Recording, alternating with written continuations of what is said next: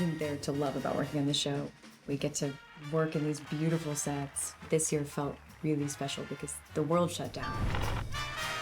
And Bill Groom is a legend with the production design. It's beautiful, isn't it? And being able to come back into this bubble and escape the world at large and time travel back to the 60s and laugh, it felt so good. Let's see some tits and ass! I'm the person who's in charge of the physical look of the show, as opposed to the photographic look. Somebody once described me as a method production designer. I have always enjoyed inhabiting the sets once they're finished. Everything we do comes from the mind of writer-directors. Amy, Sherman-Palladino, and Dan Palladino. And they write the best scripts. We know each other well enough that there's a shorthand. As an art department, we start with the drawings, and then we have a computer-generated model also. We build on stage here, around 30 sets for almost every episode. Moist and Shirley's house was shot at a location in Forest Hills, Queens last year, so we've matched that interior down to the hardware and the window panes. Everything's the same size, so it feels very familiar to walk in here. That moment when you look out the front door, we really wanted to feel the distance that we had in Forest Hills. We're going to have cars here when we shoot.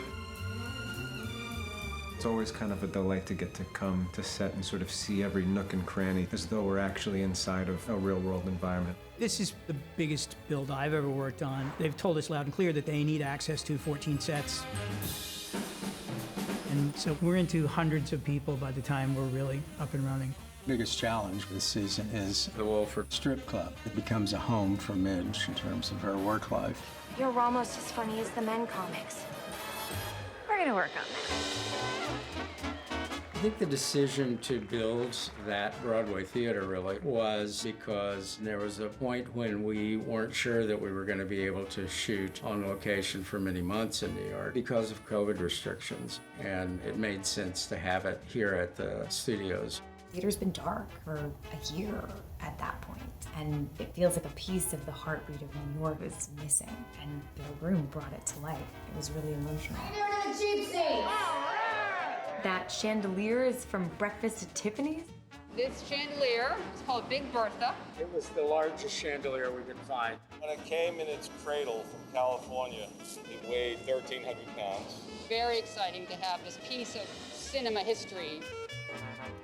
Backstage, if you look at the ceiling, there's like water stains in the corners. On the floor, you see like little portions of linoleum. None of it's real, but it tells such a story. Talked about it early on with Amy and Dan. We have shown them the model. It came from their ideas. They're imagining that this was once a vaudeville theater. Then it became a strip club at some point. The color palette of this place, there are two layers, the old layer of the vaudeville, and then the more recent layer, closer to 1960, is the strip club. Pink satin draped around and all of that. It's this very tall ceiling, more than 50 feet. Also built an orchestra pit, so it takes a complicated process and makes it even more complicated. I always walk in here trying to figure out how the hell we're going to do it, but we always do. The reason that I like working on this show is I think this is the hardest show in town, and that's why I'm here. It feels like magic, and they create that. Yeah, it's fucking fabulous.